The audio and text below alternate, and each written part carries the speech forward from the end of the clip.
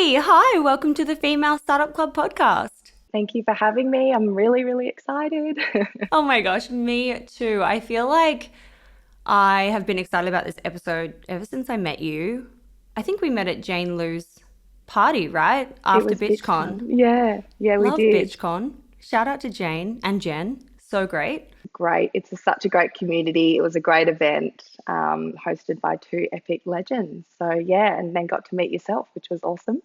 Love that for us. Okay, I want to start by jumping straight into it because I feel like I have about 700 million questions for you, and I want to dig into so many different avenues of kind of like how you've built this business, the brand, the retail play, the experiential stuff. So I want to kind of go straight back to what you were up to in your life circa 2020, 2021, when you and your bestie were kind of thinking about launching a D2C brand. Yeah, so I was in my previous job, which I was at one of the big four media buying agencies. So my clients were Disney and TikTok at the time, and I was managing all the sort of digital media buying that came through the team. And I really loved it. It was a really, really great career and yeah, very, very fun. And I love the team.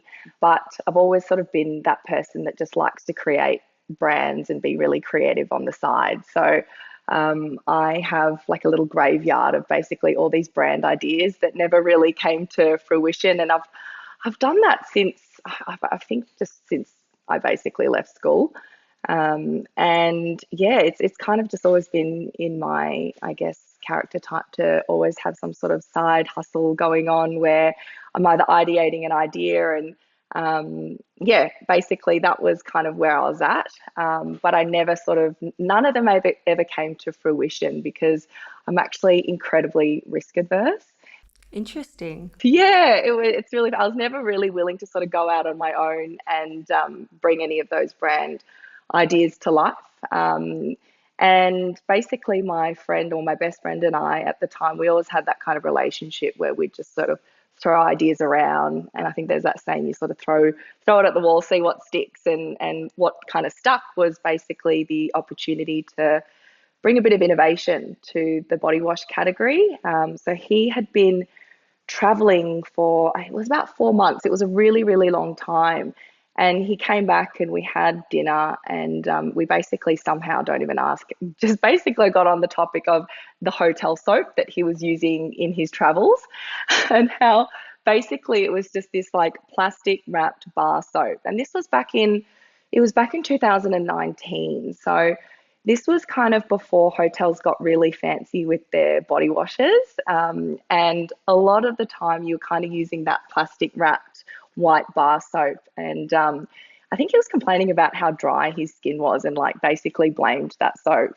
And that's kind of how we got onto the topic of the fact that, you know, there was so much innovation happening in hair care and skin care and just nothing interesting in body wash. And, you know, you sort of walk down the aisles at your supermarket and everything, you sort of, you know, inundated with a sea of, you know, black, white, neutral pump bottles.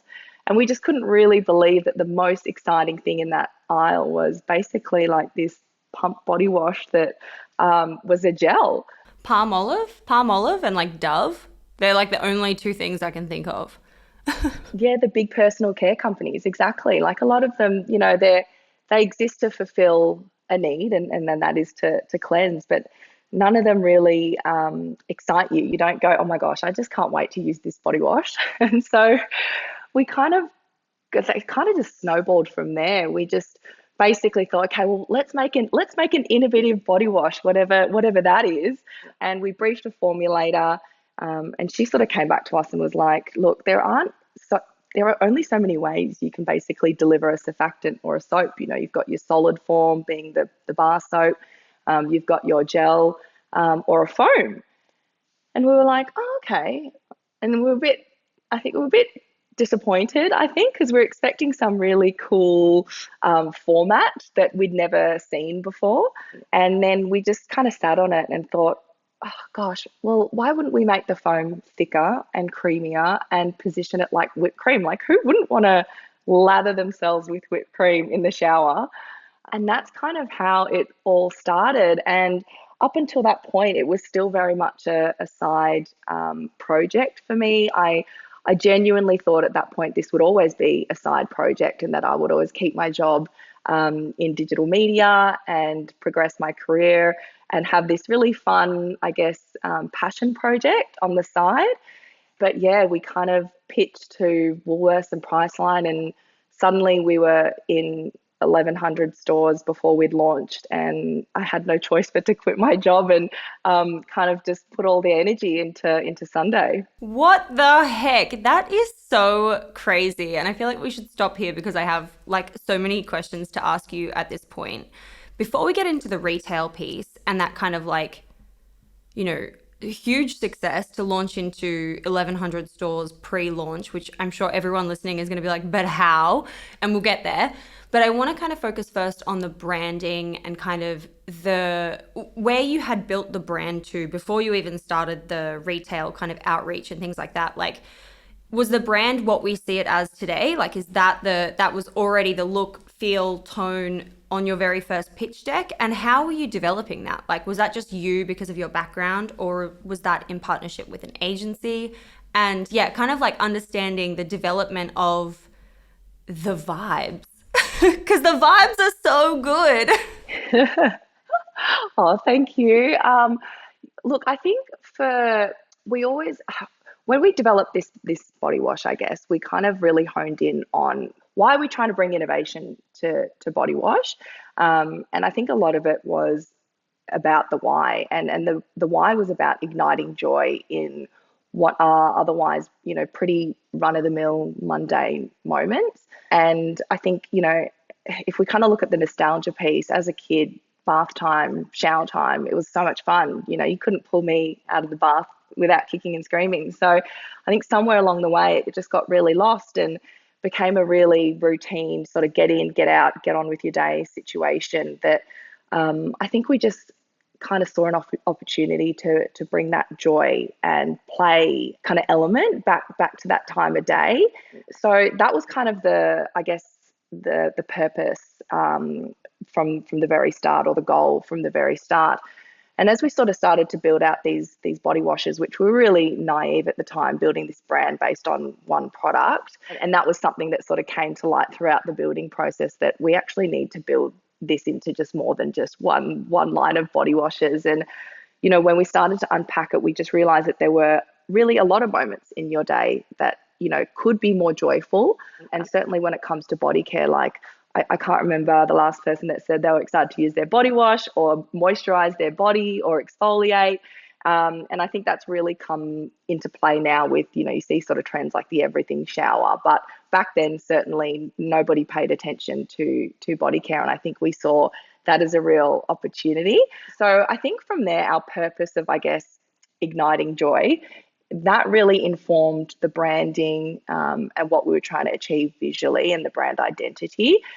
We didn't work with an agency. We just had one designer that helped bring the logo and the color palettes and the typography to life.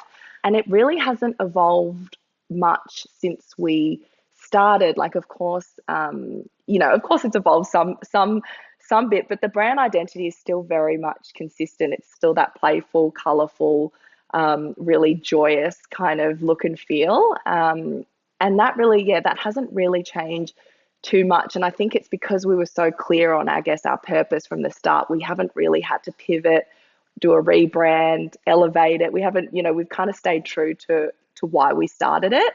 And have just basically been able to, which has allowed us to really sort of build out the offering in a really consistent way that doesn't feel too jarring. I also think just having, a really clear purpose is, I think that's a lot of our success would be attributed to that purpose. And of course, everything that guides everything from what you do, from branding to product development to your marketing. Yeah, hell yeah. Your social and your marketing is so much fun, and that's definitely deeper on my list. I want to kind of talk about, getting into this retail moment, getting to the point of you pitching these retailers kind of pre-launch, pre-traction, pre-customers. What was that strategy like for you, and how did that come about? How does that happen? When we had the idea, it was not, body washes weren't really bought online. And in fact, it was not, I don't remember any body wash that would have been available from an e-commerce perspective. And, um, if you look at consumer behavior, people are used to buying their body washes from supermarkets and grocery stores. So we knew that that was always where we wanted to be in grocery. And I think because we were bringing this whipped cream style body wash to market, which was so different to a gel and so different to a bar soap, we were kind of changing the way in which people consumed their body wash. We didn't want to change the way in which they shopped it too, because I think it would have been a really hard sell. So we wanted to, I guess, be where consumers are used to buying their body wash. So we always wanted to be in supermarkets, but we have no experience, absolutely no experience in retail. And it's crazy now because we're in over 4,500 doors and my background is not in retail at all. So that was kind of the start of, okay, well, we know we want to be in retail. We know we want to be in grocery. Where do we start? And so, just like anyone, you sort of ask around, you ask friends. And a friend of ours happened to be a bank manager for an Australian distributor. And she said, "Oh, you've got to meet my friends. They're starting a business." And I feel like, in fact, I don't feel like, I know that it was a massive eye roll moment for them. They were like, "Oh my God, no, no, not one of these." They really did not have the time for it. They were like, "What do you mean, this whipped cream body wash? Like, we're not," like, so we basically met with them, and I had a full presentation pulled together just to sort of show them what the brand was, what the product, and where we see it going. And from there, I think having that preparation, really kind of got them on board on the idea. And they sort of said, "Okay, well, we'll put you forward to Woolworths and Priceline and see how you go." Wow, just from the one meeting or like that kind of early conversation. Yeah.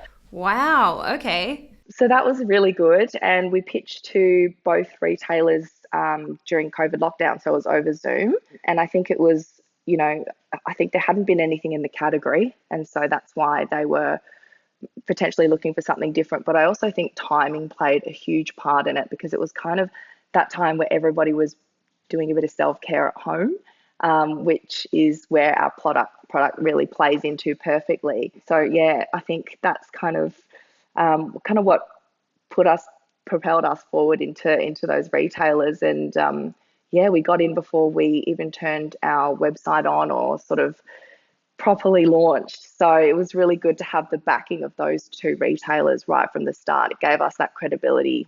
My questions here is like, did you have to say to them, like, as in the retailers, these two major players, did you have to be like, hey, this is the budget we're going to use to support these campaigns? Like, what were you using to kind of like prove and convince them to take a bet on you as a new brand that doesn't have a website up yet? Yeah, there was a big part of it that was marketing.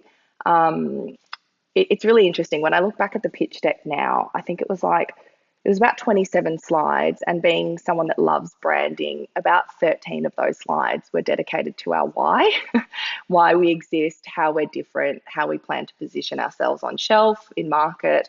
And I think that kind of storytelling really got them on board in terms of our reason for being. And I think that's a really powerful tool when pitching to retailers, especially when you're trying to sell a dream at that point. We hadn't even done our production run. We had a white plain can sample that wasn't even mocked up properly. So I think that whole reason for being piece is really powerful. And then essentially the second part of the deck was, you're right, marketing. So there was a bit of trade marketing there in terms of how the distributor plans to drive product trial. So a bit of a promo plan, so a couple of 30% off here throughout the year, and then as well how we plan to drive consumers in store. So it's all well and good to sort of drive trial and capture attention once you're on shelf, but we really wanted to bring a new consumer into their stores, and I think that was really compelling for them to bring that sort of Gen Z millennial customer in and I guess reinvigorate the category. So yeah, there was a big marketing section, but no budgets were put towards it because you'll probably come to learn that we're really bad at cash flow planning. So that was not something that we were like even talking about at that point. But I knew the tactics that I wanted to put forward, and a lot of it was around community building, community nurturing, and I think that's kind of what excited them about the brand. And for that kind of piece of driving, this new consumer into the stores and community building, was that primarily through, social media and the different channels, or was there like a more strategic approach that you went really deep into, or were you just kind of like, it's content, we're going to do content at scale and we're going to get them in the store? Social media was a huge part of it, but product trial as well was a huge part of it too. So we did a lot of giveaways. We did a lot of product sampling. We gave away a lot of products because I think at that point we were asking people not only to buy into a new brand, but it was a new format. We were asking them to basically put this whipped cream can of body wash into their shower and use it, and then of course charge $20 for it, which at the time was about 3 times the price of an average body wash. And it was just purely because of the cost that it takes to make. So we're not only asking them to buy into a new brand, a new format, but also pay around 2 to 3 times what you'd normally pay for a body wash. So it was a really big challenge for us to take on. So product trial was really, really important so that we could get people trying it. We knew once they tried it, they would like it and would buy it. So it was kind of that social media piece around excitement, and then literally just giving away product for people to try, and just pray that worked. Well, it worked well. It worked really, really well. 1,200 doors or 1,100 doors to launch. That's obviously, a lot of inventory. That's a lot of capital spent on marketing. That's a lot of money to start with.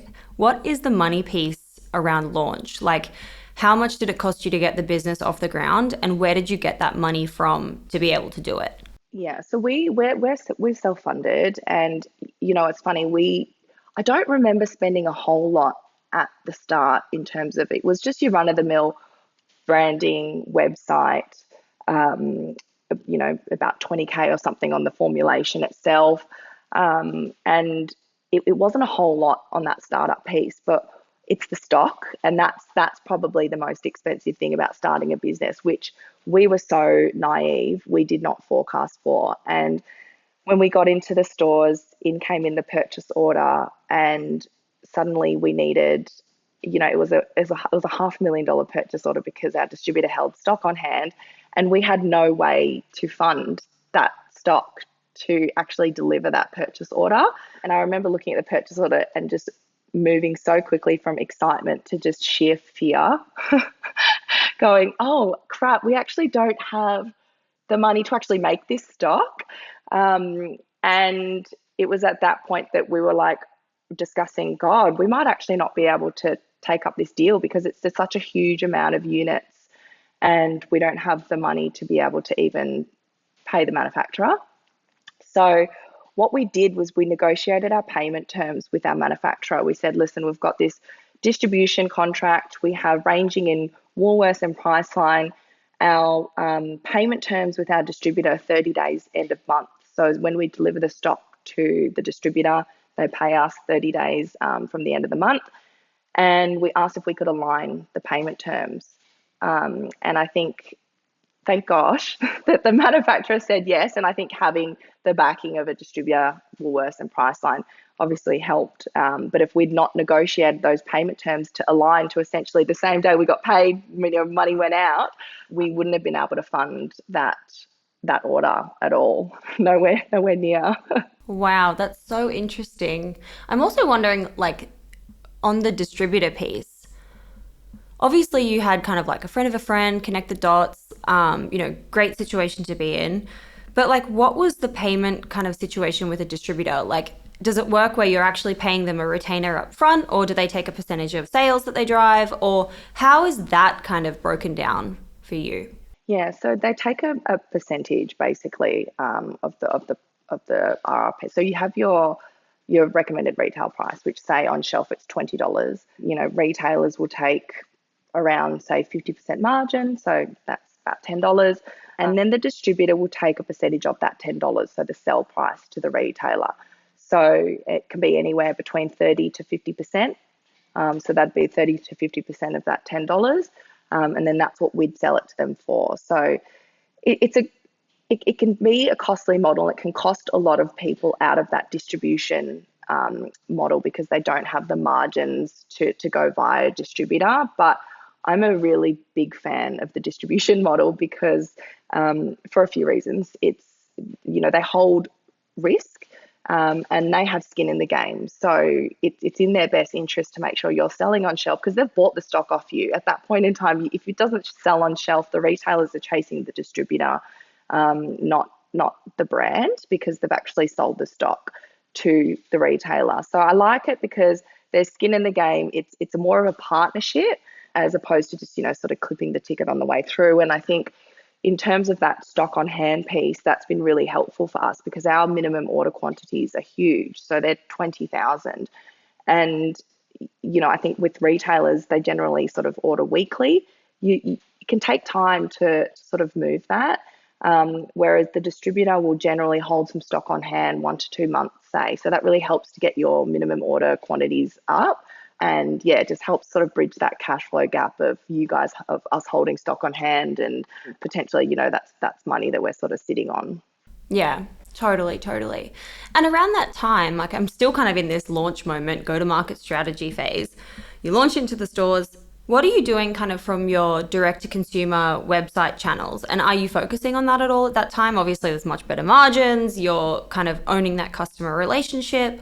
What's that side of the puzzle or the piece of the puzzle for you? It took us a while to work out actually, because as I said, at that point in time, a lot of people weren't entirely comfortable or maybe used to buying body wash online. And I think for us, it took us a while to sort of work out what the best, where do you drive your marketing to? Do you support the two retailers that have, taken a chance and you're on you and try and drive people in store there? Do you drive people to your D2C site? And so I think for us, we really wanted to drive people to the D2C site for the storytelling and to understand about the brand a little bit more.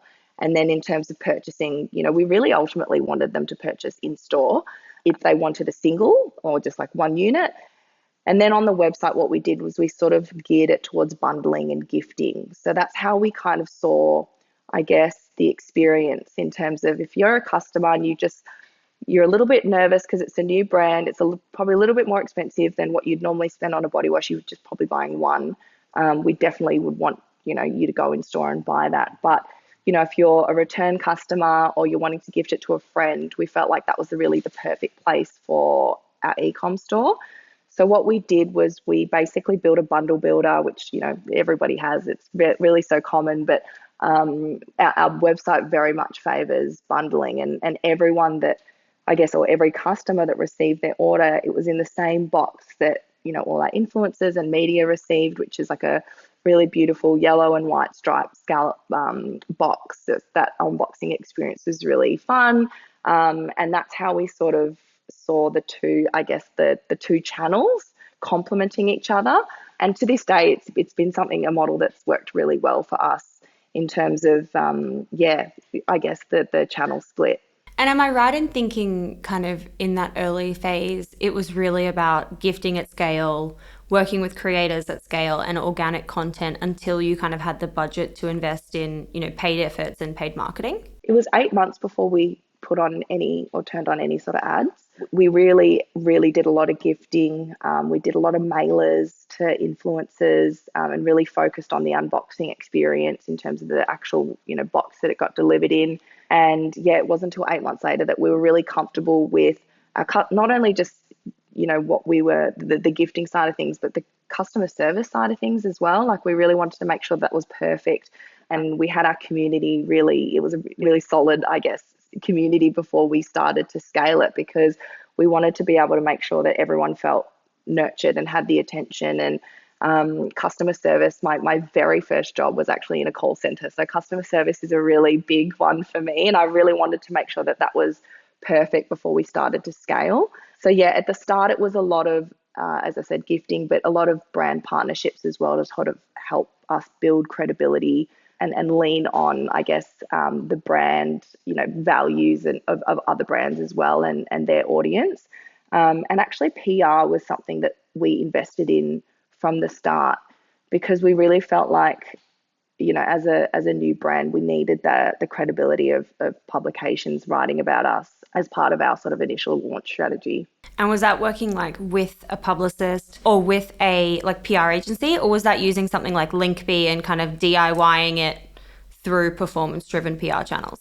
We used a PR agency, and it was it was the biggest investment as part in terms of our marketing mix at the time, and it was a really it was a large because not a lot of small businesses can afford PR agencies, and I remember having the conversation around that. I think it's really important for particularly our brand to have I guess the backing of an agency and the support of a PR agency. But it was definitely a sizable investment, and we were lucky that we had, I guess, those regular POs or purchase orders coming in through from the distributor to be able to help fund that. And like since that kind of early time over the last couple of years, what would you say have been the pivotal moments and kind of like leaps forward in the business? Obviously, you've had this amazing kind of launch moment and such a, hit the ground running type vibe. Then you've scaled into 4,500 stores. But in between kind of now and then, what have been those exciting moments that have been the incremental ups or the big ups?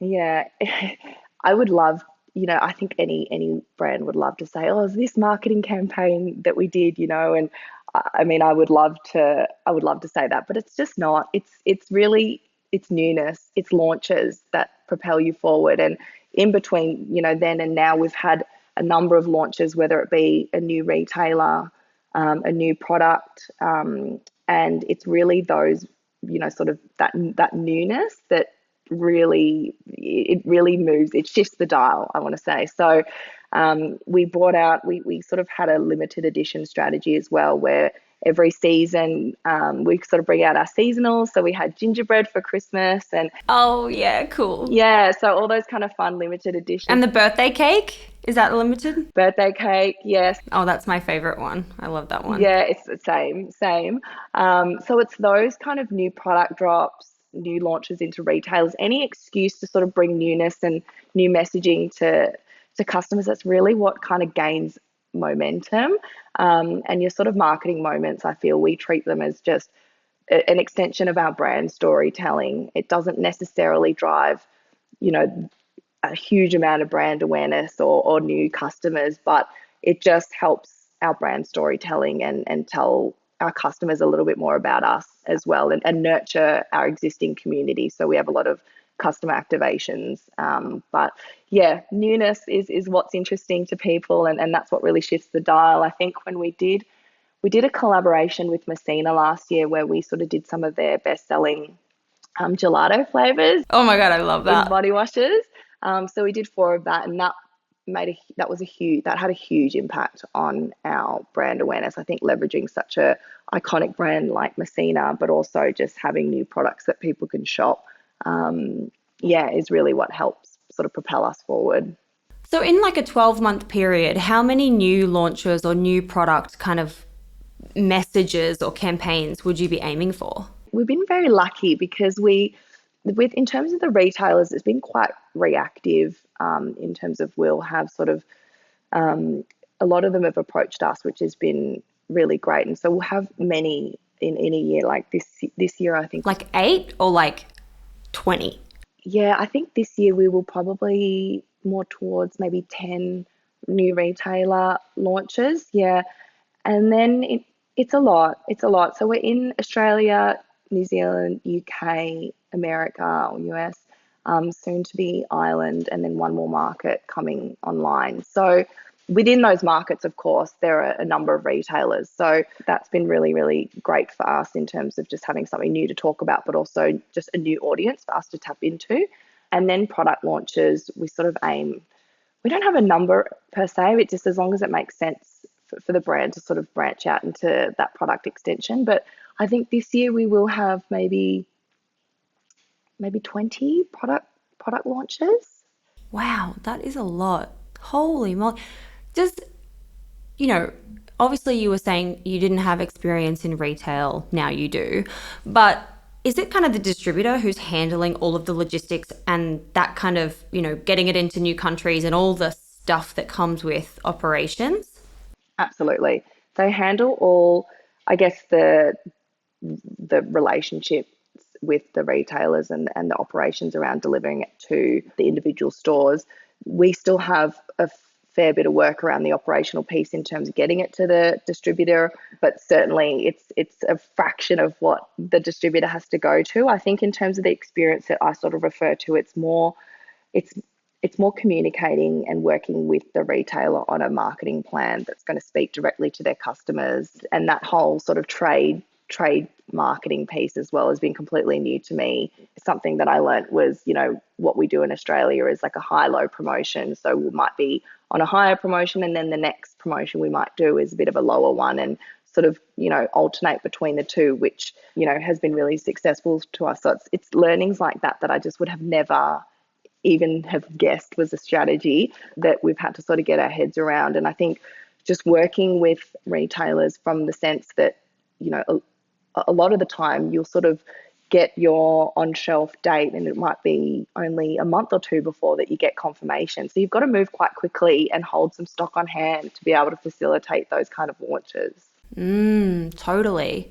And like one thing I wanted to ask you about, and maybe this ties into kind of the launch moment. Let's say you're launching a new product, or maybe it's with a retailer, but something that I noticed you do really well on your social media is that kind of experiential moment. Like you've got such like fun, the diner moment and the scratchies moment and the Hollywood star moment and these kind of things that are such fun content pieces. Could you kind of break down a bit of like one of your favorite launches that you've done and like what actually does a launch look like? Definitely the favorite launch would have to be the diner one that you mentioned. It's so cool. It was a really big moment. We completely underestimated what it would take to take over a diner for 2 days. And none of us have any experience in hospitality. So it was really interesting. But even just down to like the wax paper that the pies were served on, like it was just the amount of effort it took. And I think where it is most time consuming is the design work. So it's all well and good. You can sort of ideate, yeah, we're going to take over a diner, and you sort of have the comms with the venue, and you have your invite list, and that's all pretty standard. But it's just the little design details that really sort of it basically just it doubles every time you look at it. You look at something and be like, okay, we're going to do free cherry pies for people that come. Okay, great. So we'll get the pie supplier and negotiate that, and that's all great. Oh crap! Well, what are we gonna give people the pie in? Oh, okay. So suddenly we're designing a box, and then but what if people want to eat in? Okay, so we're designing wax paper for it to go on the plate. So it was just really, really design heavy, and I think the output was like, I think it was like over 200 pieces of design that we had to sort of do whether it was like a decal, a menu, like even, yeah. So it was really a lot of work, and then getting it all printed, of course. But it was the most rewarding, I guess, campaign that we've done, because you sort of got to see people's reaction as they're eating the pie, drinking the milkshake, and it was a really, really rewarding one for us. Oh my gosh, I love that. How big is your team now? And like what is your zone of genius that you're kind of like focused on in the business day to day? So we have 7 people in our team, so it's pretty small. Wow, it's really small. I thought it was going to be bigger than that. Wow, well done. Yeah, so we've got seven people in our team. So we've got 3 in operations, 2 in marketing, and plus myself. And then we have 1 in sales as well, who sort of manages all the distributors in every market and finds new markets for us to grow into. In terms of my zone of genius, I often refer to myself as a but as a jack of all trades, master of none. And I think that's kind of been my biggest learning in business is you sort of start out that way because you're scrappy and you're trying to do everything and you're trying to keep costs down. But it's, one of the main things that holds you back from growth because you're not focusing in on that zone of genius. And I think, hiring people has been, and having a team has been the best thing for us, because you have people working in their zone of genius, making it the best that they can be. And it allows me to sort of focus on what I love, which is the branding, it's the marketing, and the new product development. Yeah, that's what I enjoy the most. Whether I get to do that every day, definitely not. I wish. But it's part and parcel of being, I guess, a business owner. You've got to do it all. And I think it's just being able to free yourself up so that at least 70% of what you do is your zone of genius. Totally, totally. Always lots of different things to do. Always things being thrown in the air. I want to loop back to like the money piece, because obviously, you've negotiated those terms in the beginning. I'm sure that's a process that you've followed throughout. But what other ways are you kind of financing the business? And I mean, kind of like, are you going to companies like Shopify Capital or Clearco and accessing those lines of revenue-based debt, or are you going to banks, or are you going to whatever? How are you kind of financing the business as you're growing? That's a good question. Two ways. So the I guess the payment terms for us has been key, and I think that first negotiation of our payment terms with our manufacturer still pays off today, and it's just been an absolute lifesaver in terms of our cash flow. Whenever we sort of expand into a new market and work with a new distributor, again, the payment terms come in. So we'll usually ask for 50% of the order upfront, and that sort of helps us with the establishment costs in that market.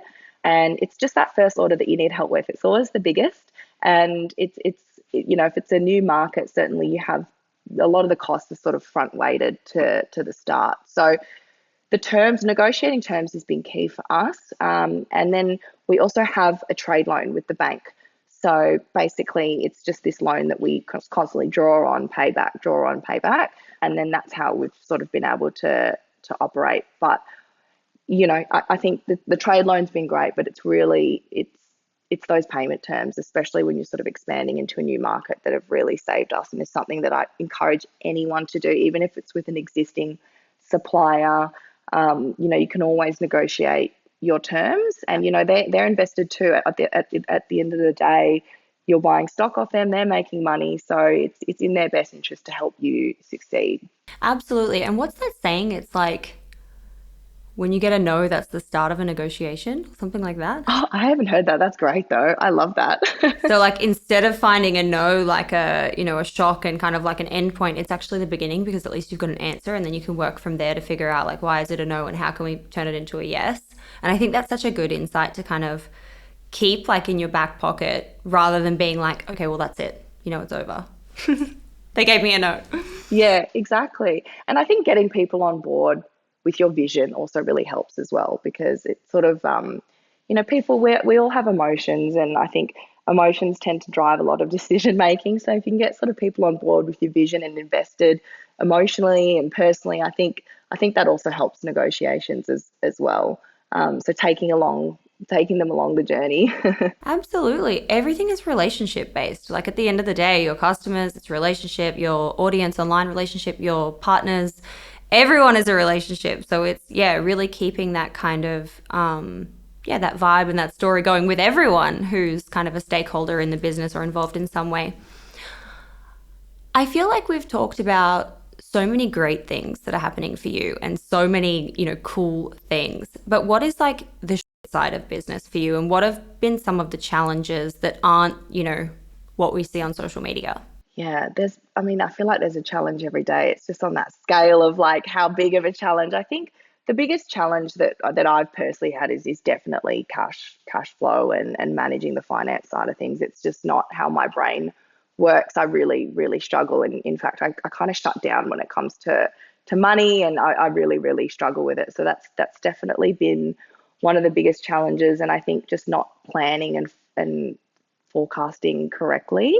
And I think this sort of played out when we started to expand into the UK. So that was our first international market, and we just didn't foresee how just basically having stock on the water and that kind of 60-day transit time, how much that would affect our cash flow. I mean, it sounds pretty obvious, right? But you just don't think about it at the time when you're like, oh, I'm just going to send this container off and it's going to go into Urban Outfitters and Cult Beauty and ASOS, and how exciting, we've got these new contracts. And, sort of from the time that we got the stock onto a ship and it took 60 days to get over there.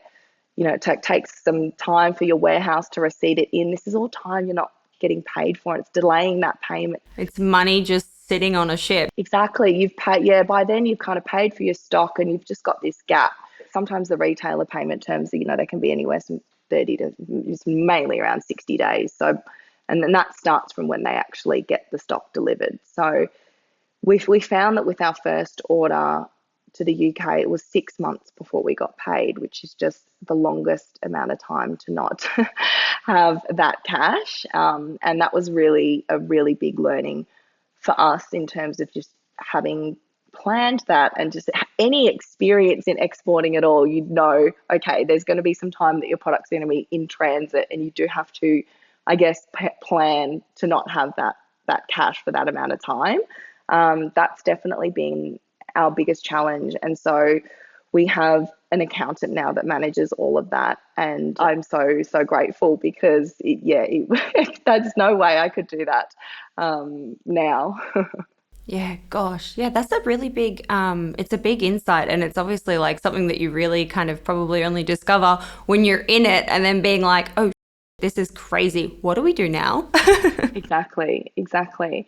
And I think it was a really big learning for us in terms of, where our stock can't go via air freight. So a lot of businesses can export quite, if not, it's not a huge risk sometimes, because they can export, or they can sort of ship small quantities via plane and kind of get away with it that way. But we have to send containers of stock via sea. So it's quite a large investment for us to expand into a new market. And yeah, we learnt that basically, as we were in the new market.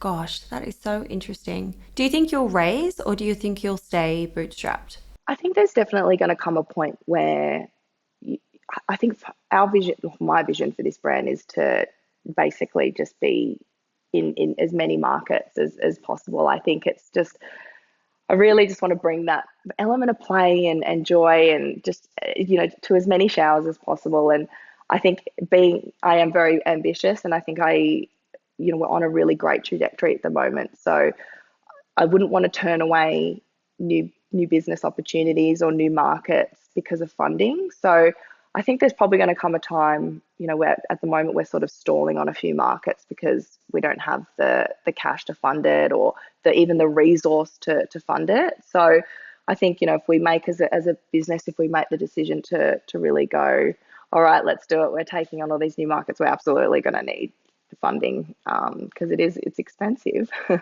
Yeah, totally. Gosh, it is expensive. Product-based businesses require capital. Yeah, they really do. And yeah, I think, of course, we'll take in our number one tip of negotiating the payment terms, but that will only get you so far, I think. Where's the business today? Like, what do you want to kind of shout about? How big is it? Do you share any kind of numbers publicly about like where you're at, and, what are you excited about that's coming up? So the business, we're currently in 4,500 doors, and the most recent launch was the 1,800 Walmart stores, which it was massive. Oh my God. Yeah, I saw that. Congrats. Yeah, it was a massive milestone. And so, at this point in time, we are sort of projected to be in 7,000 doors by the end of the year, just with what we have coming up in the way of new sort of retailer distributions. So I think probably just want to shout about that, which is something that I don't often do because I'm not very good at self-reflection. But to sort of finish out this year by saying, oh, we're in over 7,000 doors globally, is a pretty cool thing to say. So I think for us, it's really just focusing on making sure that we're speaking and nurturing our customers in each of those new retail relationships and markets as well. And I think that's basically it. We've got some new products coming out which are really exciting. It sort of builds on the body care regime that we've been working on. So that'll come out around August, September. So 3 new products, which is so exciting. And then I'll probably just like sleep for the entire Christmas period. I bet. We need like a celebration 7,000 retailer product. Yeah. That's a good point. I think Like confetti. Ooh, that would be fun. I always like to see brands at the end of the year when they do their end of year wrap. And you sort of see everything that they've accomplished for the year. So I'm really, really looking forward to, to seeing ours because you forget, like you just keep focusing on what's, coming up and you move on quickly because we're a small team and we've got a lot coming up. So there's not a lot of reflection. So I'm very much looking forward to that end of year wrap video. Me too. I'm going to be cheering for you. Thank you. If you had to leave our audience with kind of, one piece of advice or learning or something that they should be doing today or start doing today, what would that be? I think probably the progress over perfection piece has been really valuable for me. I'm definitely a perfectionist, and it definitely was not the best in my first year of business because I just wasn't getting a lot done. I was spending too much time trying to perfect every single, flyer that went out, every bit of like really getting into the detail. And I think it does sort of slow you down. And I think in this business, you have to be moving forward at such an incredible speed, or else you sort of lose relevance and lose eyeballs and lose customers. And I think that progress piece is just keep moving forward, and mistakes will happen. And yeah, sure, you might release a PR release with some mistakes, but I think that progress over perfection piece has been something that it's been my biggest learning, but most valuable one yet. And just kind of just letting go a little bit, just chilling out, not being such a perfectionist and a control freak. I think that is a really important when you're starting a business and sort of in that first few years of starting a business. We need to enjoy life. We need to enjoy the journey and not be forever stressed. Absolutely. I know. We wrap up every episode with a series of 6 quickies, the quick questions. Question number 1 is, what's your why? Why do you wake up every day and put your time and energy and stress and love into this business? It's funny. I think my why is very similar to our brand's why, and it's around inspiring joy. And I really truly believe in leaving, people that you meet better than how, leaving them better than how you sort of met them. So I think that joy piece is definitely my why. We need joy. We need so much joy. What's been your favorite marketing moment so far? And you can't say the diner. Oh, damn. I was like, definitely the diner event. Okay, it would have to be the CGI campaign that we did for Body Whip, where we basically pretended that we blew up or had these massive inflatable Body Whip tubs in the icebergs pool at Bondi, and we sort of paired it with an activation where we sort of gave out products. So people actually thought it was real because we were just down there giving out products, pretending that we had these floating inflatable in the pool. Oh my God, I love that. I've seen so many good, campaigns around all of these fun content pieces. And I'm like, hell yes, I love this. People are so creative. We love it. We love it. Question number 3, what's your go-to resource to learn? Like a business podcast or a business newsletter or something? Can I do an app? And it's actually like not so much to learn, but it's been so helpful for me in business. It's called Speechify. So basically you can upload any Word document, PDF into it, and it will read it out to you, which is so helpful. So I choose Gwyneth Paltrow to read out all my legal contracts because I just cannot sit there and read and go through it like, line by line. So I'll be on the way to work and be like, okay, I've got to read through this contract, chuck it in Speechify, and I'm just driving while Gwyneth Paltrow's telling me about the terms. Oh my God, I love that. That's so cool. How do they deal with that legally? Like, are they allowed to have her voice? I guess so. Yeah, because yeah, she's there. She's reading it to me. She's just on there. How cool. Question number 4. Do you have any rituals that help you win the day? Alarms. Okay. Yeah, I have to set an alarm for every meeting, anything that I need to do at a certain point in time, because I just the day gets away from you, and yeah, it kind of keeps me on track. Oh my gosh, I love that. I haven't heard that before. I think I'd live in a state of panic. The alarm for me is like a, oh my God, the alarm. No, no, John Mayer in the morning wakes me up. That's a different alarm to my like, okay, you've got a meeting alarm. Yeah. That's not the warning alarm. You've got to wake up. Number 5 is what has been the worst money mistake you've made and how much did it cost you? We've been pretty lucky. We haven't made, as I said at the start, I'm really risk adverse. So everything is pretty considered. I get 10 million opinions before I press go on something expensive. But I think the worst money mistake we've made is not planning, and that whole export piece around not forecasting correctly, and just, yeah, not planning, cash flow planning has been the biggest mistake. Gotcha.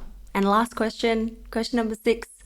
What is just a crazy story, good or bad, from the journey in building the biz? I feel like every day is is crazy. Oh, okay, okay. This one is truly crazy. I have been asked if I purposely designed the can of whip shower foams to look like a penis. What? Yeah, that it's proper crazy. Who asked you that? Yeah, I know, exactly. Did you design this to look like a penis? And I was like, well, personally, I think it looks like a can of whipped cream, but hey, whatever floats your boat. It's literally not what I would expect anyone to draw a connection to. Like, can we say the gender? Was it man or woman? Yeah, it was a man. Oh my God. Come on. Come But on. pretty crazy, right? Pretty crazy. It's definitely my craziest story. It's a good dinner party, like conversation starter. Oh my God. I'm like, where do I even go with that? What the hell? I'd be shocked.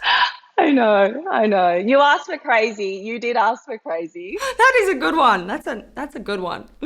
Oh my gosh, I have loved chatting with you, Lizzie. Thank you so much for coming on the show and sharing all these juicy, joyful, yummy updates. I've loved this. Thank you so much. Thank you so much for having me. I've had an absolute ball.